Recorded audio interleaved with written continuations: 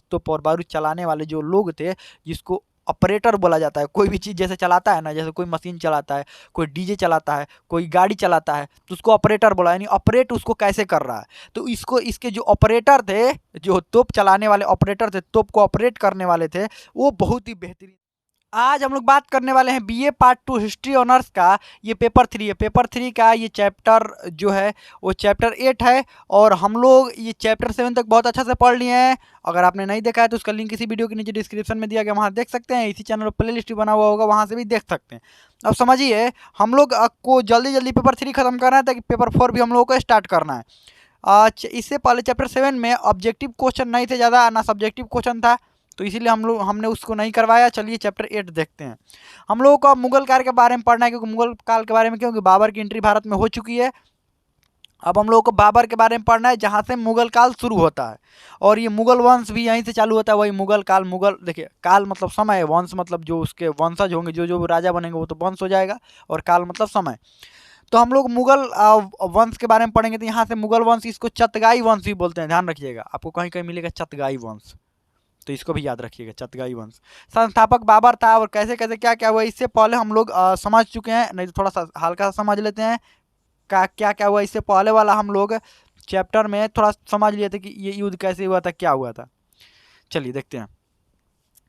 ये बाबर जो था इसको संस्थापक मुगल वंश का माना जाता है। भारत में आया तो ये मुगल वंश का संस्थापक माना जाता है। इसका वास्तविक नाम था जहीरुद्दीन मोहम्मद था, ध्यान रखिएगा, वास्तविक नाम जहीरुद्दीन मोहम्मद था। और इसके ये था कहाँ का, ये फरगना का था। कहाँ का था?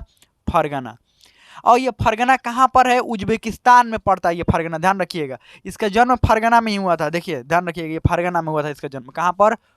फरगना। फरगना में इसका जन्म हुआ था। और फरगना कहाँ पर है? उज्बेकिस्तान में। उज्बेकिस्तान। ये मूलतः कहाँ का था? उज्बेकिस्तान का था, ध्यान रखिएगा। पाकिस्तान का भी नहीं था, अफगानिस्तान का भी नहीं था, उज्बेकिस्तान का था, ये बात ध्यान रखिएगा। इसका वास्तविक नाम था जहीरुद्दीन मोहम्मद था। कहीं कभी कभी आपको वास्तविक नाम भी पूछ दिया जाता है, या जब बाबर के बारे में हम लोग लिखेंगे सब्जेक्टिव क्वेश्चन में, तो उसका वास्तविक नाम भी लिखना पड़ता है इंट्रोडक्शन में, ध्यान रखिएगा। पिता का नाम था उमर शेख मिर्जा था, और माता का नाम था कुतलुग निगार। अब देखिए, माता पिता के बारे में थोड़ा, माता पिता के नाम हल्का सा याद रख लीजिएगा, उमर शेख मिर्जा, और माता का नाम था कुतलुग निगार। जो पिता थे वो तैमूर के वंशज थे। इसके पिता जो थे वो तैमूर के वंशज थे। तैमूर, याद है तैमूर कि नहीं याद है? यही था ना, आया था तैमूर इधर से। कौन सा? मंगोलों का शासक था तैमूर। मंगोलों के बारे में आपको याद होगा कि हम लोगों ने मंगोलों के बारे में शुरू में, जब गुलाम वंश था, इल्तुतमिश था, तो बार बार मंगोलों का आक्रमण हो रहा था। अलाउद्दीन खिलजी के समय भी बार बार मंगोलों का आक्रमण हो रहा था। लेकिन अलाउद्दीन खिलजी, इल्तुतमिश इतने साहसी ताकत थे कि मंगोलों को अंदर नहीं आने देते थे। लेकिन यही तुगलक वंश में अंतिम समय में क्या हुआ? मंगोल शासक कौन? तैमूर अंदर एंट्री कर गया ना, यहाँ पर दिल्ली में आकर लूट कर गया था।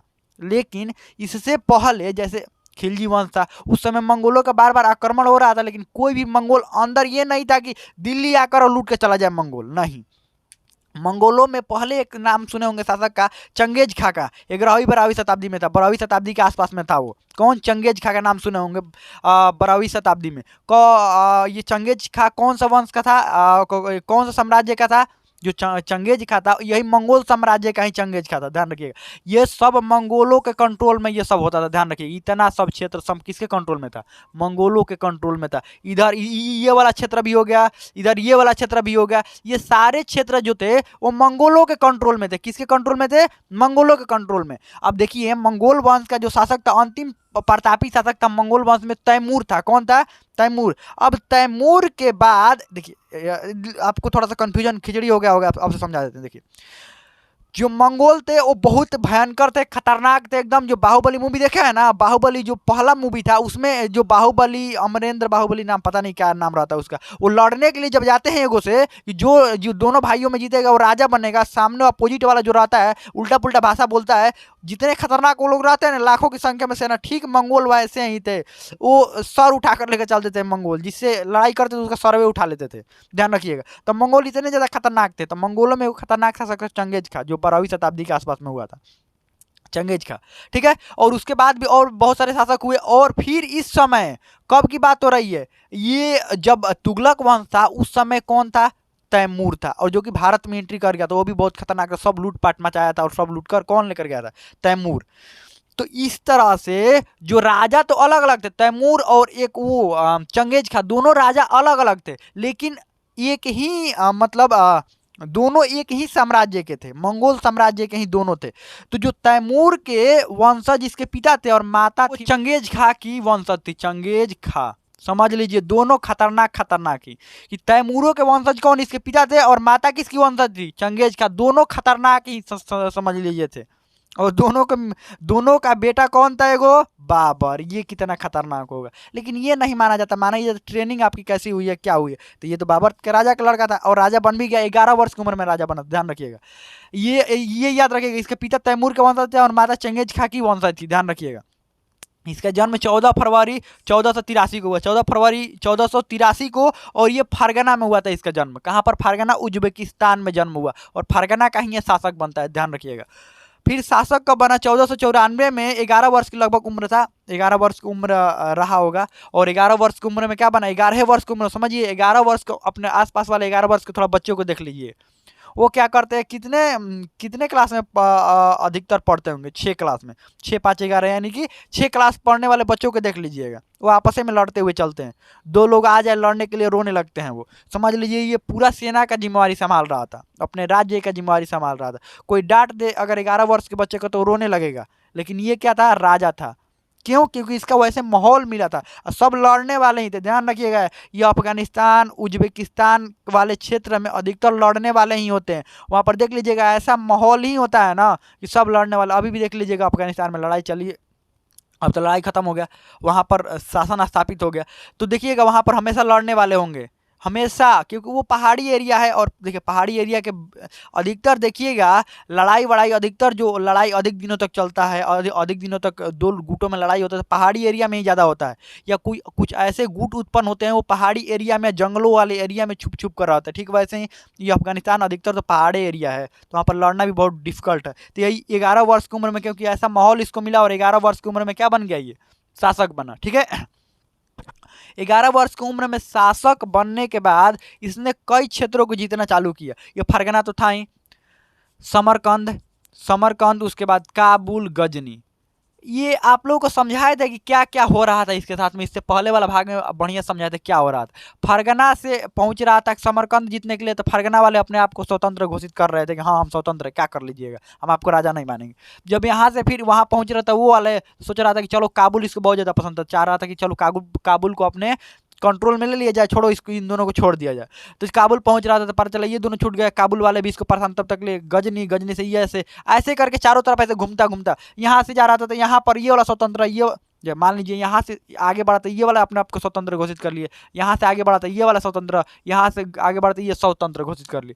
कहीं पर इसका अच्छा से शासन स्थापित नहीं हो पा रहा था, तो इसने भारत के एरिया में बढ़ना चालू किया, और इसके साथ इसका एक और प्लस पॉइंट क्या था? इसके साथ में था कि इसके पास तोप और बारूद इसके साथ में थे। भारतीय राजाओं के पास में उस समय तोप और बारूद नहीं थे, इसके पास तोप और बारूद था, और चलाने वाले भी बेहतरीन थे। इसके पास तोप और बारूद चलाने वाले जो लोग थे, जिसको ऑपरेटर बोला जाता है। कोई भी चीज़ जैसे चलाता है ना, जैसे कोई मशीन चलाता है, कोई डीजे चलाता है, कोई गाड़ी चलाता है, तो उसको ऑपरेटर बोला, यानी ऑपरेट उसको कैसे कर रहा है।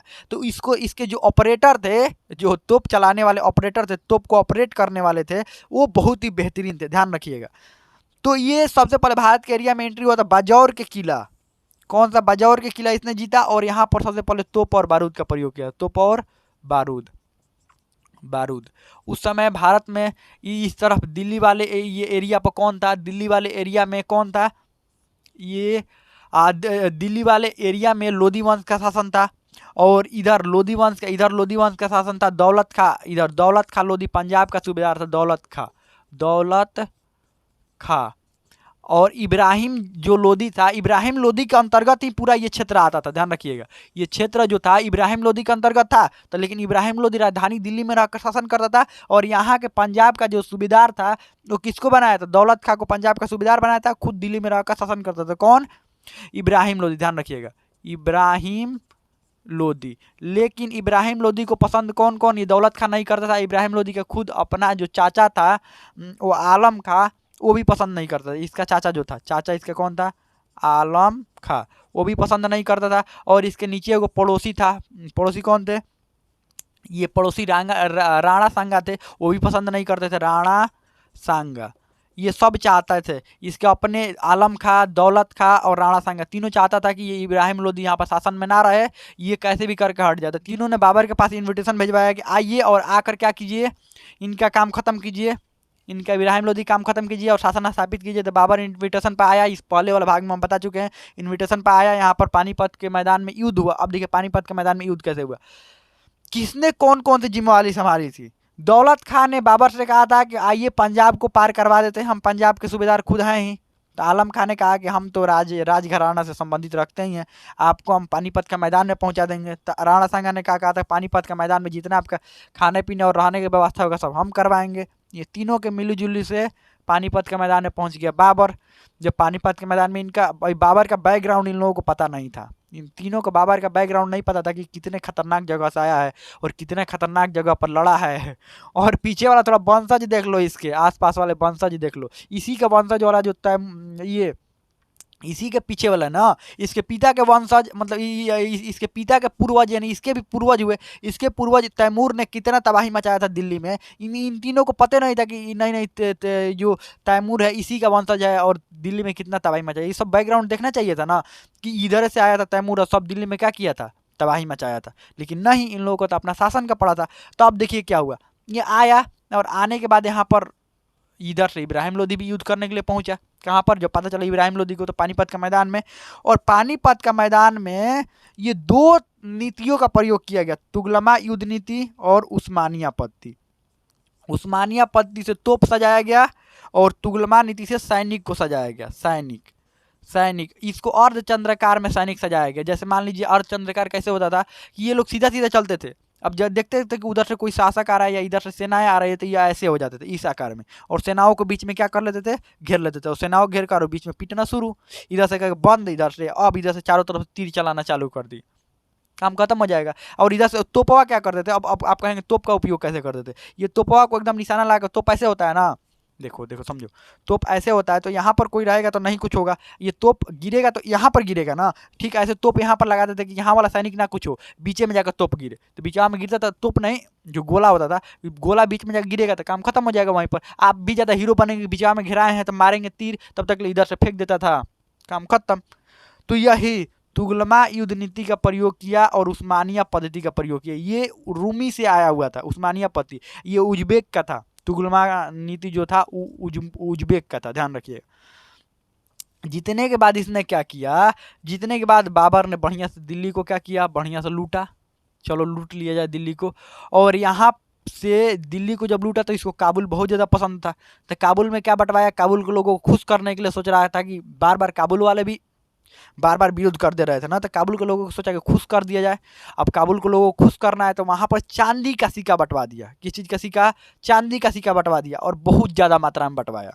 तो लोग खुश एकदम कि अरे राजा बहुत बढ़िया है, दूसरे जगह से लूट लूट कर हम लोगों को बांट रहे हैं। क्या कर रहे हैं, दूसरे जगह से लूट कर और हम लोगों को क्या कर रहे हैं, बांट रहे हैं, दूसरे देश से धन लाकर हम लोग बांट रहे हैं, ये राजा हमारे लिए बहुत बढ़िया है। तो ये वहाँ के लोग भी खुश, कहाँ के, काबुल वाले भी, और यहाँ पर तो लूटे ही थे। तो अब ये कौन, राणा सांगा, आलम खां, ये सब बोल रहे थे कि अब निकलिए यहाँ से, अब लूट लिए तो निकलिए। तो बाबर कहा नहीं, अब हमको पसंद आ गया, यहीं पर रहेंगे, अब मार झगड़ा होने वाली संभावना है कि नहीं है। बुलाया गया आपको इनविटेशन देकर लड़ने के लिए, आप कह रहे हैं कि यहीं घर बनाएंगे। तब राणा सांगा और किस में युद्ध होगा, बाबर में युद्ध होगा। तो हम लोग ये अगले भाग में पढ़ेंगे। हम लोग तो इतना तो लगभग पढ़वे किए थे, पिछला वाला में पढ़े थे, इसको डिटेल में इसके पिता के बारे में नहीं पढ़े थे।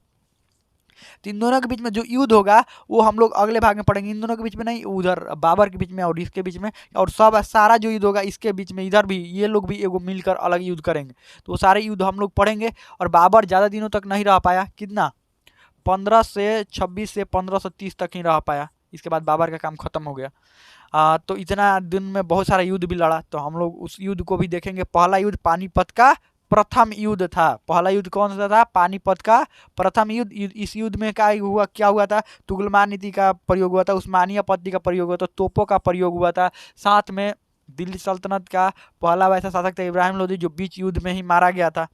और यहीं से मुगल वंश की शुरुआत हुई थी। तो हम लगता है कि बहुत अच्छा से ये समझ में आ गया होगा। अब इसमें कोई भी डाउट हो, कोई भी क्वेश्चन हो, आप कमेंट में पूछ सकते हैं, मतलब तो समझ में आ गया होगा।